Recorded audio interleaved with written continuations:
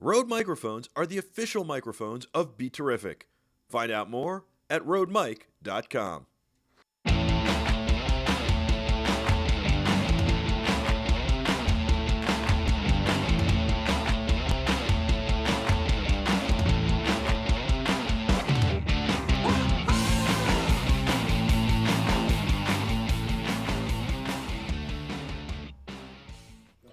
Welcome to the Michael Artsis Show. I'm Michael Artsis. Thanks so much for joining us. I am thrilled today. I am so excited. I've been plugging this guest since last week because we had a snowstorm here, and so we didn't have a chance to do Monday, but our guest is very special. He played many seasons with the New York Knicks in the NBA, and he was an NBA legend.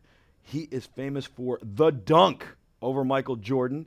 But more than that, I know this guy really well, and he should be famous for his philanthropy and for what he's done off the court. He's got the John Starks Foundation, which you know about because we've done stories on and shown you videos on. He's also got a company called Zipway, and he's also got a cigar brand. So we're going to talk all about that, life off the court and life in general with the great John Starks. I'm so excited. John Starks is in studio. Thank you so much for joining us, John. Well, thank you for having me.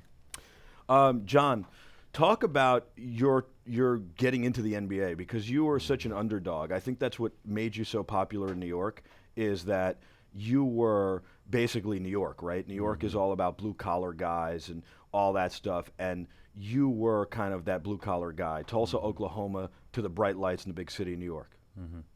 Yeah, it was unusual path. Obviously, I didn't go the path that most NBA players go, where you have a successful high school career, go on to have a successful college career, then go on to get drafted to the NBA and make your mark there.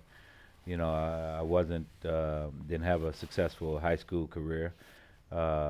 College career was, somewhat, not that great, but got an opportunity to try out for the San Antonio Spurs in my last year with Oklahoma State. So then I made the most of it, and I was very fortunate enough that Coach Brown gave me that opportunity, where a lot of coaches didn't, and he believed in me, and I believed in myself, and was able to get an opportunity to play for Golden State back in 1988, 89 season, and Don Nelson was the coach at that particular time, and so it was eye-awakening experience for me because for 2 years before I was playing street basketball, and 2 years later I'm playing in the NBA. So it was an unusual path. When you got to the Knicks are considered to this day, that Knicks team in the 90s are considered to this day one of the toughest teams in the NBA. A lot of people said last year LeBron could never play in the NBA back then against guys like you and Mace and, the great Knicks team. You talk about street ball. Was there a lot of street ball in the Knicks style back then? Because a lot of people say that, kind of make it feel like there was a lot of street ball. Well, it's just more of a physical play, and to people thinking that LeBron couldn't play back then, I question that. And so Oh, he could play. There's yeah, no yeah, question. definitely This he is could play. this is a Yeah. ridiculous comment. First of all, I think LeBron, first of all, with the way the guys work out today, with the way that they recover today, with all the medical care, LeBron is probably just as big and just as strong as most of the guys back then. Oh, yeah, for and sure. it's a different NBA, but he could bang bodies if he had to. Yeah, no question. Back then it was more of a physical style of play. Obviously, you can put your hands on players, which you can't do nowadays. Just the mentality that the league had from a defensive standpoint, more so than it has today from an offensive standpoint. It's more predicated on what you can do with the ball in your hands, and the athleticism that these guys have is off the chart, compared to where we was playing back. We had some athletic guys, but these guys, because they train at such a young age, and lifting weights at a young age, that their muscles are developing a lot faster than, because I didn't lift the weight and probably until I got out of high school. So, and these guys are lifting weights, 12 years old, they starting on the weights. Well, I think we also understand our bodies a lot better. It's really amazing. Yeah. Even with like I'm wearing an activity bracelet now. I've tried a couple of them, and even just realizing my heart rate is, if I take my pulse, I'll be probably at 72. If I what I don't realize is that there are lots of times during the day that it spikes, and realizing when those spikes happen and how you can adjust to those, just even things like that we're just starting to understand today. What it's going to be like in 10 years is going to be amazing. But talking about the energy drinks and not so much the energy drinks, but like the Metrex kind of stuff and all that stuff, the guys are conditioning much better. Yeah, LeBron had much more conditioning before he ever made it to the pros than you did, and then those guys did. And I think that you can't compare. It's different. I think the NBA is one of those sports you can't compare. You could probably look at Terry Bradshaw, and you could probably look at a Ben Roethlisberger and make a comparison. In the NBA, the game has changed so much. I can't think you can make a comparison. But especially when you played and it was so physical, how satisfying was that dunk? Digital Phil, we've got a chat room going in the Geek Beat chat room, and we want to say hi to all those guys. But Digital Phil is in the chat room, and he put up the dunk, the YouTube clip of the dunk in the chat room. And he says, "What's up, Starks?" What was it like, especially because it was so physical? I mean, how vindicating did that feel over MJ and Grant, right? Wasn't it over Horace Grant it was as well? more so over Horace Grant. MJ got in the picture and made it look good. But no, it was the game back then, like you say, it was more of a inside-outside game. Now it's more of an outside game more so than an inside game. San Antonio probably the last of the Mohicans that plays inside outside. But for the most part, it was just a aggressive, hard nosed, get after one another type of basketball game back then, and it made it a lot fun. I think for the fans because of the aggression of the game and the aggressiveness of the game, and so.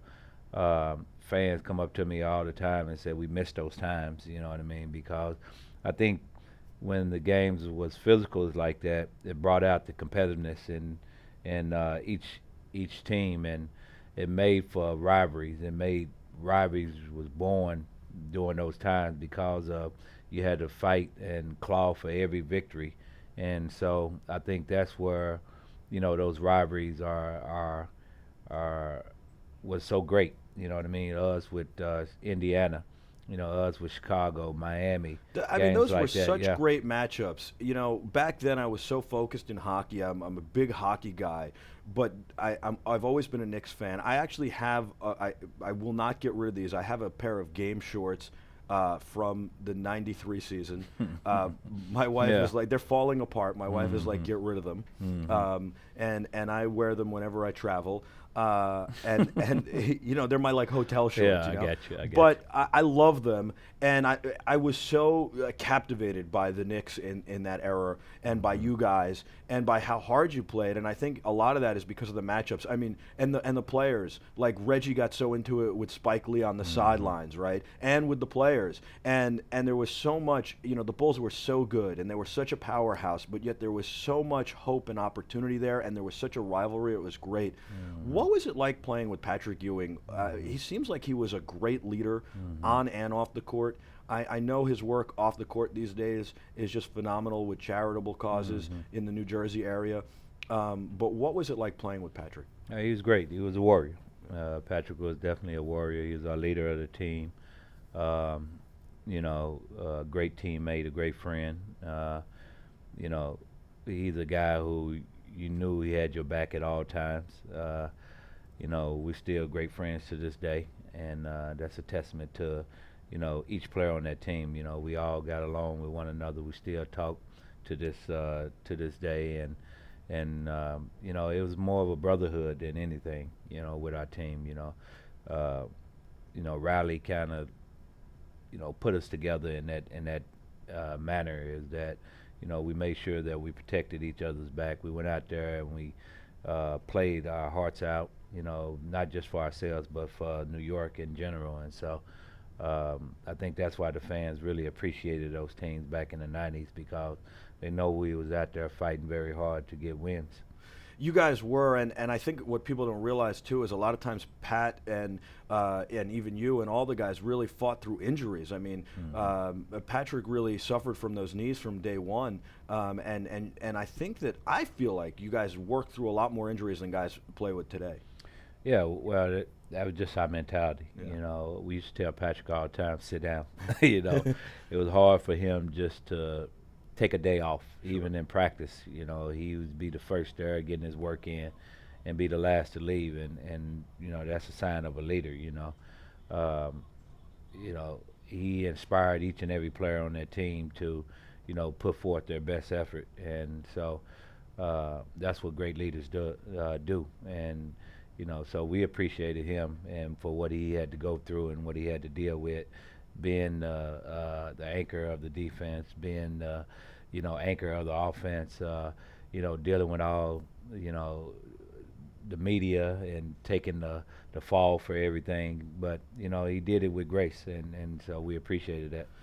I got two questions left for you, basketball-wise. One's from the chat room, one's from me. The first one's for me. Pat Riley and Van Gundy both get you to the finals as coaches, or you guys got there, but they're both the coaches that bring you there. Talk about the juxtaposition of these two coaches and what it was like, the different styles, and how, I mean, it's very rare in all of sports to go with two different coaches with the same unit to an NBA Finals or any championship more than once. Well, it wasn't so much the same unit because Oak got traded, I got traded in '99. Oh, you weren't yeah, there I wasn't in there '99. No, Oh no. my God, I I got thought traded you were for there. Spreewell during that year. Oh. And yeah, it was lockout season actually, and Okay. when I got traded. So it was a totally different unit. Yeah, it's a totally different unit back then.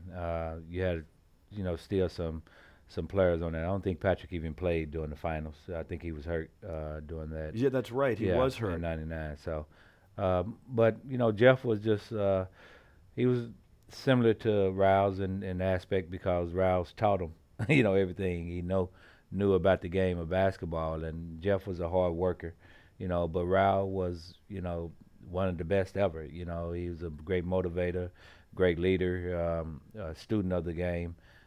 Taught us, you know, about, you know, how to prepare ourselves mentally and physically to go out there for the grind that you have year in and year out, and stay focused. You know, that's the main thing during NBA season, because you play a long season, you know, from time you start training camp to the time season end, and hopefully that's in June. Yeah. J.R. Smith said recently, now he's in Cleveland, he said recently that Cleveland's better for him because of the New York nightlife. You talk Yeah. about staying focused. Was it hard to stay focused? You know, it's funny. I'll tell this real quick story. You and I were, I don't know if you remember, but we were at this apartment that was $80 million in New York City. There was this party. And I said to you, you said, we were standing on the balcony overlooking Central Park, and I said to you, have you ever seen anything like this? And you said, no, never in my life. And I said, I've lived in New York my whole life, never seen anything like this, and I've been to some pretty swanky places, right? And you, I would have thought, would have seen a place like that, having gone to the championships and done so well with the Knicks over the years. You get invited to all these things and all that stuff. You said, never have I seen a place like this. Is it hard to stay focused in New York? I would imagine it is. Is J.R. Smith right? And how did you stay focused? Well, I lived outside the city, so that's the main thing. But you know, plus I had a family, and at the time, so yeah, you can get caught up in New York. New York is 24/7, and for the guys that don't have their head screwed on straight, far as you know, understanding that this is a business that you signed up for, and making sure that you take care of yourself. It's a time and place for everything that you do in the city. You know, you have to, you know, have your priorities straight, and because this city can get you unfocused very quickly. Absolutely. Yeah. All right, this is the last question. It's from the chat room. It's from Brian. He wants to know, are you surprised by how the NBA has progressed? And I'm, by the way, getting killed in the chat room for not knowing that you weren't on the team in '99. I apologize. No problem. Like I said, I wasn't the biggest basketball guy. Yeah, I you're did the love hockey those guy. teams, Yeah. a hockey guy. And I loved watching you play. You were my favorite player on the Knicks, and I'll tell you why. Because you played basketball like I played hockey. You're a little bit scrappy, a little bit the underdog. Out of Tulsa, Oklahoma, you know, you weren't expected to do great things, and you did. And that's, you know, I want to say you threw your body at it. And that's how, that would be the term in hockey that they would talk about me, right? I threw my body at it. And so That's why I liked your style of play, and I liked how you played. So, are you surprised? Brian wants to know by how the NBA has progressed, and then we got to talk about all sorts of stuff. No, the NBA is on a good track right now. I think the league is healthy, has healthy players. All their superstars are doing very well. You have a good farm system that's bringing players up with the NBDL. I think the league is obviously continue to expand throughout the world. The popularity of the league is at an all-time high. I think it's in good position to do some great things moving forward. And obviously, we have a new commissioner in Adam Silver, who I know very personally, and I think he's a great leader, and going to continue to move it forward and kind of pick up the ball what David Stern has handed off to him, and he's going to do a great job. I like the way Adam Silver is doing so far. I like, and he's faced some adversity early on, and I like the way David Stern did it as well. And I think there were a lot of people who said, hey, what happened at the Super Bowl and leading up to the Super Bowl wouldn't have happened if Adam Silver was the commissioner of the NFL. I don't know if that's the case, but I know that I like the way Adam Silver handles it, and I don't like the way the NFL has been handling it the last year. And so I think the NBA is putting on an exciting product. It's growing globally. I feel like you're an ambassador to the game. You're involved with the New York Knicks still, and I love all of that. And I think it's really great. And I think we've got, as exciting as I thought that the 90s were with the Knicks and the Bulls and the Pacers and all of that stuff, I really do feel that we've got a lot of exciting basketball going on in the NBA right now. And I think that it's really interesting, the storylines, and that LeBron has returned to Cleveland. Let's turn the page and talk about off the court, right? So first of all, I want to talk about Zipway. I saw Zipway in the beginning of Zipway. I think it's an amazing product. It's basically breakaway pants, but with a zipper. But you also do it for medical, battlefield medical, trauma room medical, scrubs, and you do it for all sorts of other sports. It's not just bottoms, it's also tops. And instead of using these buttons where you're going to get cold, you actually have a full pant and a zipper, a special patented zipper technology. I think we have some video to show, but let's talk about Zipway. It's your company. It's really a brilliant company. Yeah, no, we think that this is the wave of the future. We feel like this is going to be the standard, and for as transitional pants, it's going to knock the buttons off the block, so to speak. It's a great way to, transition in and out your pants. We were very fortunate enough that we just received our patent this past year, which we was excited about. It took us about 7 years since the inception of this design in order to get the patent. I think the beauty of it is that it can go, like you say, in so many avenues in the sports area, not just pigeonholed to basketball, but soccer, tennis. We even had an Olympic swimmer that wanted to use it before he jumped into the pool. And so, lacrosse, I can just go on and on. Anything that you needed to get in and out, track and field, so. I love how you can rip them off, and I also love how you can put all sorts of gusset inserts in them. We're seeing that now, and you can really brand them for your team. This is not only for professional teams, this is for high school teams, and college athletes as well. And it's a great technology. How do people find out about it? Well, you can go obviously to zipwaybrand.com and look at our website and get a lot of information about it. This is our coming out year because we've been really in the mode of just trying to get the technology out there so people can understand it. We had I'm not sure on the video, it showed where we have a panel pant where you can actually take the panel out and switch it over to a different color. So kind of imagine like one side is red and all of a sudden you switch it over, it become all black pants. So. Yeah, I think we showed that on the video, yes. And I think that's great stuff. I remember, you've been in the development stage for quite a while, working really hard on this, and it's interesting to see you in the business mode, right? To come into your office, came in with Darryl Reed a few years ago.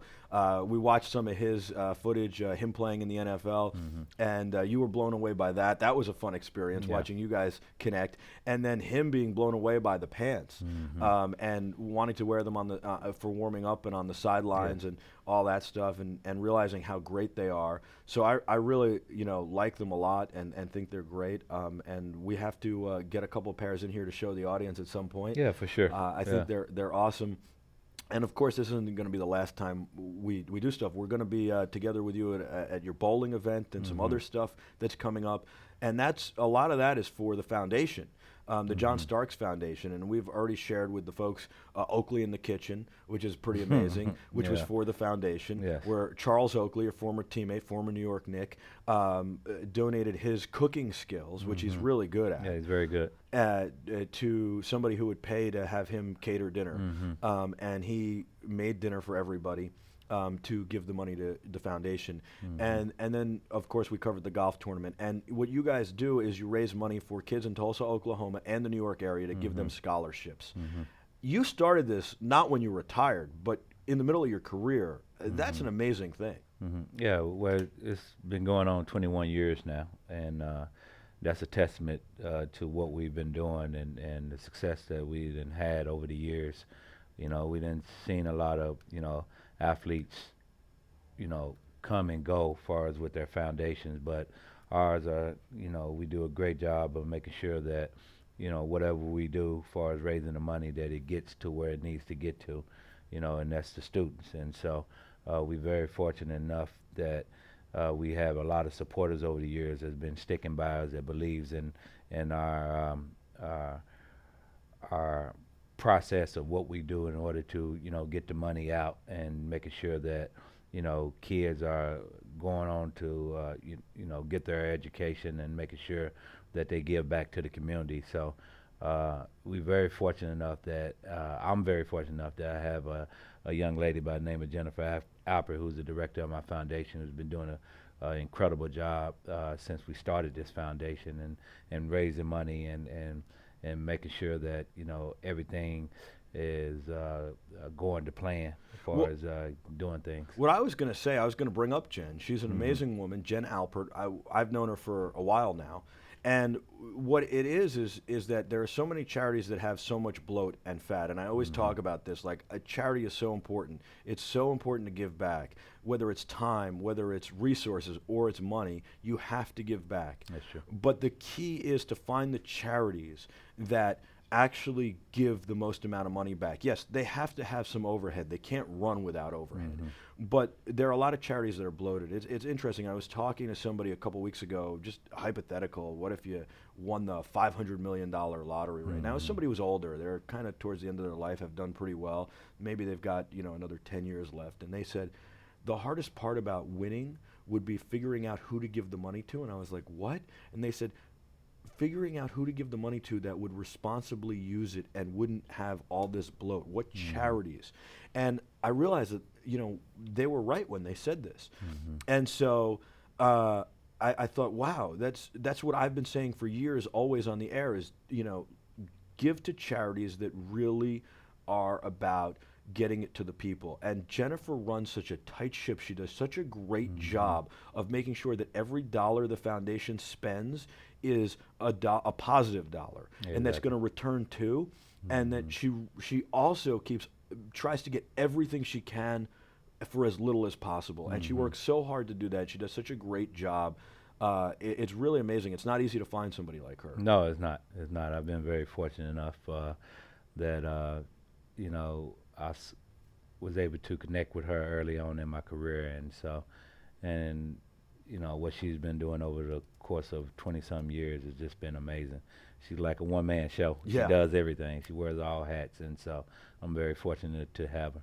Yeah, it's tremendous. So the John Starks Foundation, it's johnstarks.com, I believe, right? Is that correct? That's correct. johnstarks.com. I know we've had many iterations of that over the years. I'm sure that they all still work, but they all point to johnstarks.com, and it's phenomenal. We'll be at the bowling event, which I believe is the 18th. 18th, yes. The 18th the Lucky of Strikes. February at Lucky Strikes in New York City. So if you're in New York City and you want to go to a great event, go to johnstarks.com, buy your tickets. It's the 18th of February, 2015, we're going to go literally from Toy Fair to the John Starks Foundation, and we'll be there for bowling. You can spend a great night with John Starks and a bunch of his former teammates, as well as some other celebrities, at Lucky Strikes in New York City on the West Side Highway for bowling and a lot of fun, and give to a great cause. In addition to that, you've got a lot of other events coming up, and we're going to be covering a lot of those as well, and I'm very excited about that. Talk about your cigar line. I didn't know you had a cigar line. Jim Yeah. was like, hey, by the way, just so you know, he has a cigar line. I didn't know that. Tell me about it. No, it's called Legend Cigars, John Stark Series number 3, and you know, I started getting into cigars on a golf course actually. Yeah, I can remember when I first smoked a cigar. It was to calm me down. I was getting upset. I was kind of like when I was played basketball, and the guy said, "Well, you can't have that same mentality out here on the golf course. You have to be even keeled." And so he said, "I want you to try smoking a cigar and chilling out." I like, I don't want to smoke a cigar. I end up smoking it, and it played a lot better. Wow, I'm surprised you didn't smoke a cigar after a conference championship or something. Yeah. There's that famous shot of MJ with the trophy and the cigar. Yeah, yeah. I'm surprised it didn't happen there. So it happened on the golf course. It happened on the golf It chilled course, you yeah. out. And tell me about your cigar brand. As far as is it a heavy flavor? Is it a No, mild? we have all flavors for all types of smokers. So Okay. we have mild, medium, and heavy. And we have a Maduro, what we call, and it's been rated at 93. And for the cigar smokers, they know that's Very a good, impressive. very good rating. Then we have a Connecticut Wrap for the mild smoker that's been rated at 90. Then we have a Corojo. Then we have a double Corojo Maduro, which is amazing smoke. So, and we have a cigar place up in Stanford called Stanford Cigar Lounge. Okay. And so, you know, one thing that I love about cigars, you can sit down and talk to anybody of all walks of life, and no matter if you have $1 in your pocket or $1 billion in your pocket, you have that same common denominator. You can sit over a smoke and just talk about life in general. And so that's why I truly enjoy just getting away, from life for a minute and just enjoying a good cigar. Excellent. The guys in the chat room were saying, Ben was saying he hasn't had one in a while. Where can he get one? Because he wants to Yeah. get your brand now. Well, you can we can get it online at legendcigars.com, and you can get it from there. But Ben, I will give you one. There you You go, don't have to Ben. worry How about it. about I got that? you covered. I got you covered. Awesome. Then we sell them online. We getting ready to go through Famous Cigars, which is a big online retailer. And so, but you just look it up. Legend Cigars, John Stark Series number 3, and we're pretty much all over. I like that. Yeah. Series number 3. Series number 3. I love Yeah. it. All right, I'm into sneakers, and I know that the '80s it was the powerhouse of Yeah. sneakers, right? Were you into sneakers? Did you worry about what you wore on the court? Not really. Yeah, I'll be honest with you. I just wanted a pair that would protect me from getting hurt, and not. No, I truly didn't concern. I could have went out there in socks. I just wanted to go out there and play basketball. Yeah. Nice. I like that. I was totally into the David Robinsons, the Nike pumps. Okay. I thought those were cool. I really respect the original Jordans because I feel like that started the whole craze. Yeah, it definitely did. And I mean, but to me that was like the heyday of the cool sneakers and the different sneakers. So it's interesting. Do you have is there one memory in basketball that just you will never forget, that's just like a great story, or there's just one memory that is just kind of burned in your brain that you say this was the greatest moment? Oh man. I think I always go back to game number 6 in Indiana, when no one was giving us a chance to go into that game, and that's in 1994, the year we went to the championship. No one was giving us a chance to even win that game. And I can remember the plane ride, going to Indiana, and everybody was just so focused in, knowing that we was going to go in there and win. I can remember telling the team before we even got on the plane that before we get on this plane, all we need is positive thoughts going into that game. We can't have no negativity from teammates to the coaching staff to the trainers. No one, everything was about being positive and understanding that we was going to bring it back to New York. And when we got off that plane and, went to the hotel, we had a dinner and everybody was just talking about, what we was going to do during the game. And once we took the court, I tell this all the time, we walked out and as soon as I seen Spike Lee, once I left out as we came through the tunnel and he was down the far end, I'm like, oh, it's a wrap. You know what I mean? It was so amazing. he really had like an impact on the team. He definitely did. Wow. That particular game right there because, everybody was giving him grief, about game number 5, him and Reggie getting into it and inspiring Reggie to play the way he played.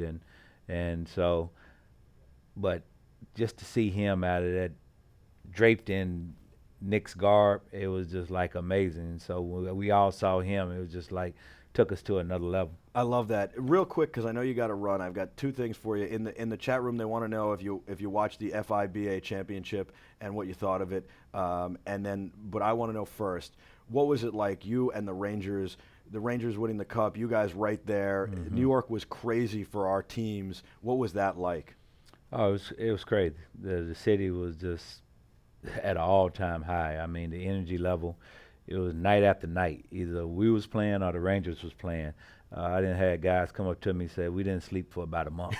You know what I mean? Because it was just that so exciting during that particular time. Janny wants to know about the FIBA. Did you watch it? What'd you think? FIBA World Championship FIBA? Basketball Tournament. Yeah, FIBA. Oh, no, I didn't get a chance to see Okay. it. Yeah, I didn't get a chance to see it. The great John Starks, thank you so much for coming in. I look you. forward to doing a whole lot more with you. We've done so much together. Election night 2008, athletes talking about what they thought were the most important issues and why. You were there when Obama was elected. It was unbelievable. We've done tons of stuff, and I look forward to doing a lot more. I'm so glad you're here at Be Terrific, and I look forward to doing a ton with the foundation. JohnStarks.com, LegendCigars.com, and, of course, Zipway.com. Yeah. Amazing guy. Thank you so much for coming in. You're That's all the time we have. I'm Michael Artsis. This is the Michael Artsis Show. Thanks so much for watching. Be terrific.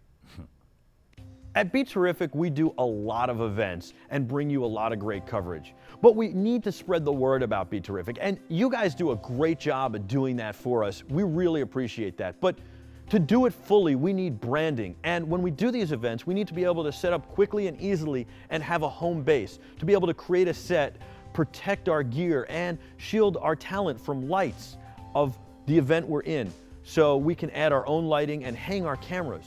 We've teamed up with EasyUp to do that for Comic-Con and going forward. They gave us a great shelter that takes no time to set up and also is toolless. It's phenomenal and it's reasonably priced. So whether you have a production company, a media house, or you want to just sell some products at an event, what you need is an EasyUp top. An EasyUp top is phenomenal. You can do all sorts of branding. You can add side rails like we have. You can add a back wall like we have. And you'll get aerial branding, on the ground branding, and a place to put all your stuff, protect your team, and call home. It's perfect. What you want to do is go to easyup.com. That's easyup.com.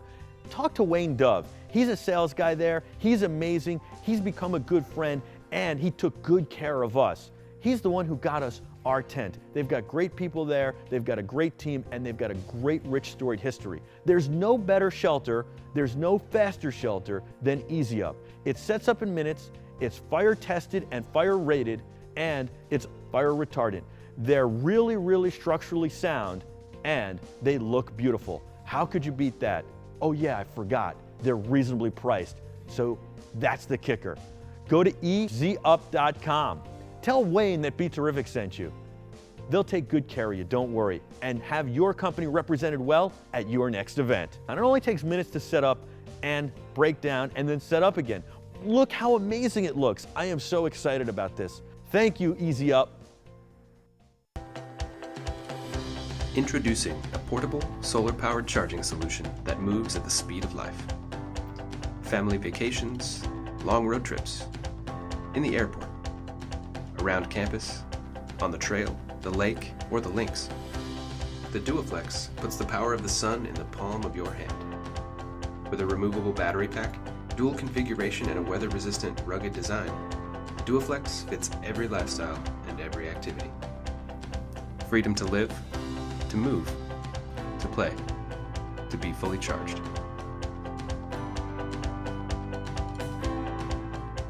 Rode microphones are the official microphones of Be Terrific.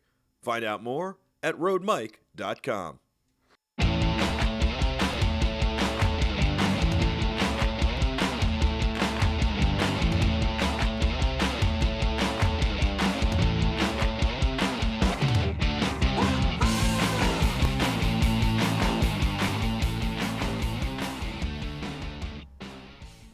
Welcome back to the Michael Artsis Show. I'm Michael Artsis. So we just had John Starks on, New York Knicks legend. What an amazing guy. Great in the community. Really just a great guy. And we had him in studio. Phenomenal. We're going to do a lot more with John. I'm really excited about that. And I can say that he's a great guy because I know that. I know John pretty well. We've done a lot together over the years, and it's been a lot of fun. I will tell you a funny memory that I have from the 94 series is that I was at an event the night that the Knicks were playing. I think it was Game 7 of the NBA Finals, and I went to check the score, step out calling Sports Phone. Sports Phone is something that doesn't exist anymore. But I went to check the score on Sports Phone and used my 75 cents to hear nothing but OJ is in a white Bronco on a chase. There is now a 30 for 30 about that day on ESPN, which is pretty interesting, and I watched it on a plane and relived that whole thing. Unbelievable. I never got the Knicks score till I got home that night. And it was just unbelievable. I went to the Rangers parade that morning, ran home to go to this event, went to this event, and then wanted to check the Knicks score. Really wanted the Knicks. I think it was Game 6, actually. And I think the Knicks won that game. And so I wanted to check the Knicks score desperately and found out that O.J. Simpson was in a white Bronco, and my 75 cents was used up to find that out. So kind of comical. I'm sure we all have memories from that 94 run like that, especially with so much going on, O.J. Simpson and all sorts of other stuff. And I think that also it might have been Arnold Palmer's last PGA event as well, which was really interesting as well. So anyway, that's John Starks. We're going to be doing a lot more. The 18th of February 2015 will be at his bowling event. And, of course, we'll be bringing you stuff from there, and that'll be on the tail end of Toy Fair 2015. Thank you guys so much who were in the Geek Beat chat room watching. We kind of did a secret stream for you guys, and so you could watch. And for our Be Terrific fans and for everyone else, you're watching this on its regular broadcast time. We had to tape it earlier because Monday was scratched due to snow. But we really appreciate John being on, and we'll do a lot more with him. Thank you guys for watching. Thanks for participating. I hope you love that. On behalf of the entire staff here, who's been phenomenal, thank you so much for watching. Be terrific. We'll see you again tomorrow.